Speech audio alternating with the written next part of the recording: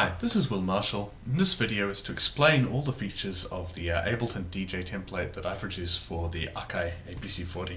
You can see here. Now, just for clarity, this tutorial video mostly discusses the DJ Template Pro, which is the new supported version of the DJ template, but most of the things in here will be applicable to the older DJ template. I'm just going to discuss some of the new features in the DJ Template Pro that are not yet available in the DJ template itself. Now, for the purposes of this tutorial, I'm assuming that you've already got the template installed and configured correctly. If you haven't, there's another video on my Vimeo account that discusses, it's called installation, and it shows you how to get it, how to set it up, how to make sure it's configured properly. So if you haven't got to that stage yet, go check that video out and then come back to this one once it's all working. So when you first bring up the DJ template, Ableton, this is the interface you get. You can see the dark themes installed, and you can see I've got the APC40 on.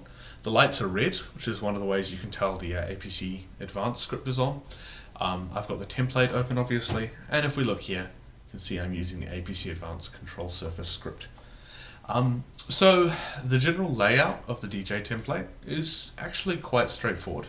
You've got 4 decks, 1, 2, 3, 4, and these are mapped to the first 4 channels on the APC40. 1, 2, 3, 4. You can see that quite easily. These 4 decks all get grouped together, and then they go through these 4 dummy clips channels. These are 4 effects channels, and it goes from this one to this one to this one to this one, then out to the master where there are some repeat effects, and then out to the PA. It's pretty straightforward. Now the decks are kind of like a hybrid of a CDJ and a channel on a mixer.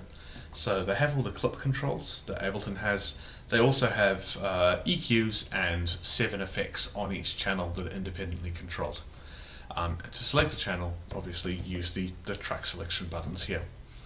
So I'll quickly show you the effects. FYI, the track I'm using to show all these things is a track, it's a remix of one of my tracks called Circuit Funk, and that's by a French producer, fantastic French producer called Marto Peter. If you're interested in the release that's on, it's kind of posted on my website at the moment, the Anaconda Circuit Funk EP. It's available on Beatport. It's my first release. It's doing quite well at the moment, so if you like the tunes, feel free to go get a copy. So the EQ controls. These are standard DJ EQ3s, but they're laid out slightly differently on the APC40 because to conform to the way the APC works. So I'll bring up a track and show you where all the EQ controls are. Firstly, bass, you can see, is on the fader down here. Mids are on the bottom of these knobs up here, and highs are on the top of these knobs up here. And of course that's repeated across the other 4 channels. So for channel 2, this is the bass fader, and these 2 knobs here and here are the mids and highs respectively. Now one thing you'll probably notice is when I started playing this track, we've got the stepper running across here, we've got a volume meter here, and we've got a volume meter here.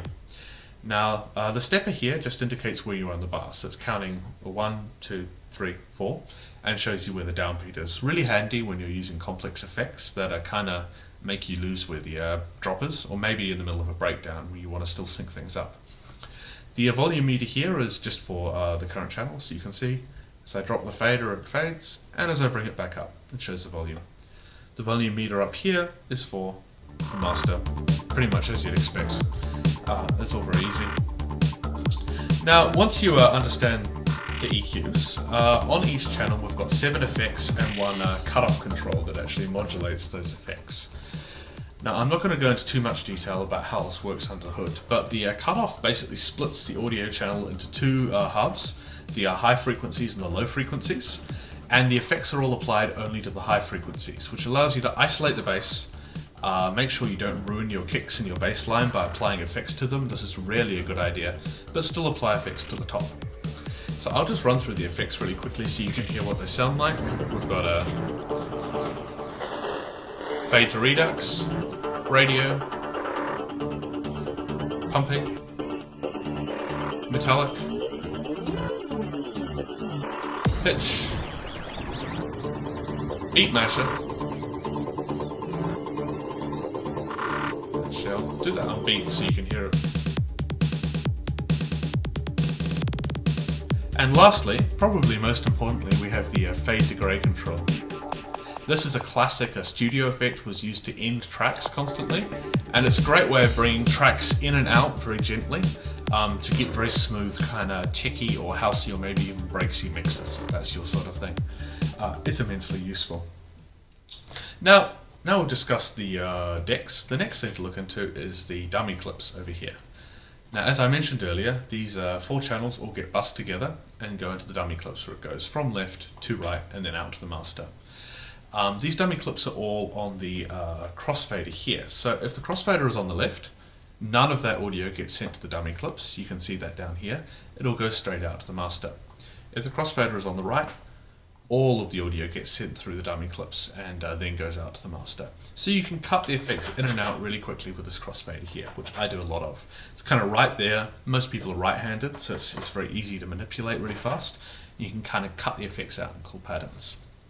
Now, a dummy clip, again, I don't want to go into too much detail about how these work, but if you're interested in finding out more, Tom Cosm has some good videos explaining how to build your own dummy clips.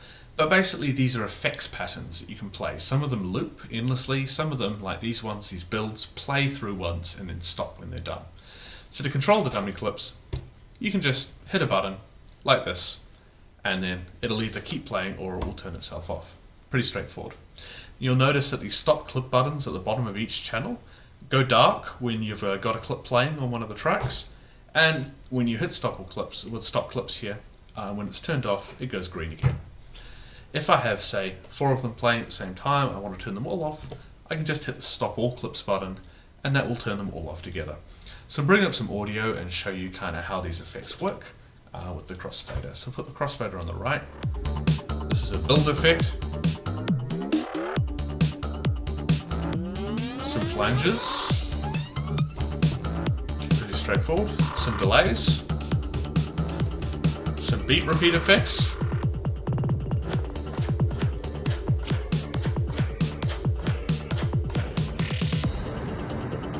pretty easy to deal with.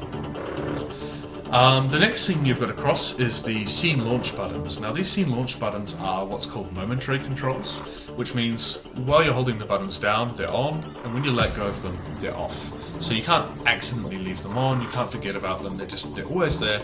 You just press them and they're easy to use. Now these scene launch buttons are on the master, so they affect everything that's going out to the PA, and they're mostly beat repeat effects. So I'll go through them in order.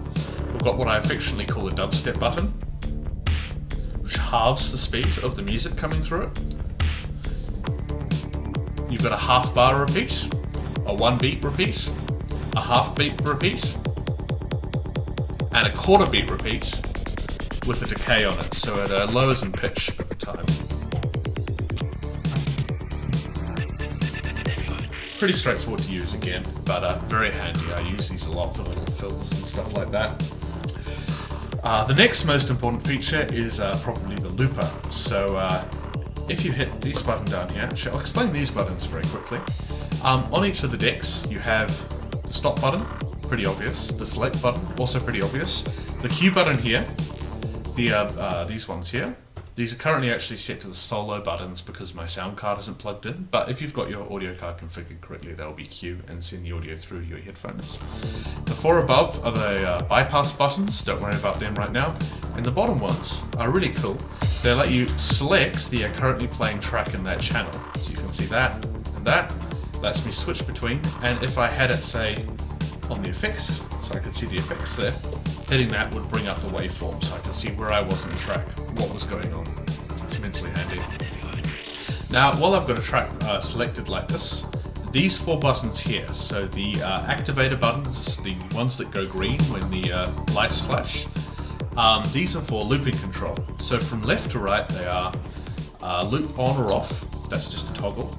Set loop starting point, this one's really cool. It actually watches the play here, this bit here, and when you push it, it puts the start of the loop brace to the playhead and then rounds it to the nearest downbeat, the start of the nearest bar. So it always puts it at the start of a bar, but it puts it at the closest bar to the playhead. And then you've got the loop halve and the loop double. So these 2 buttons here, halve or double the loop length. And if you hold down shift, those buttons actually move the loop around with shift held down. So you can turn it off and on, on and off.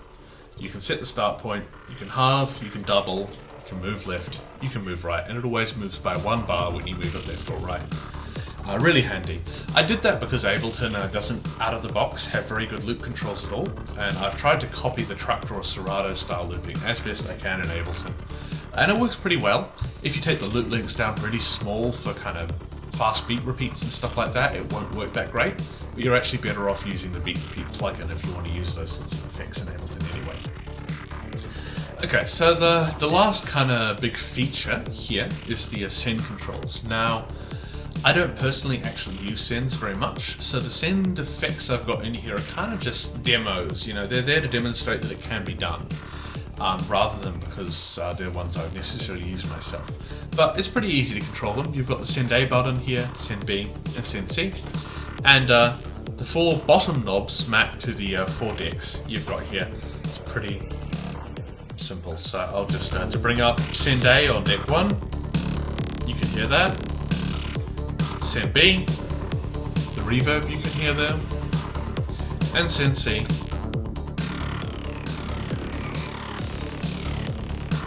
Very easy to deal with.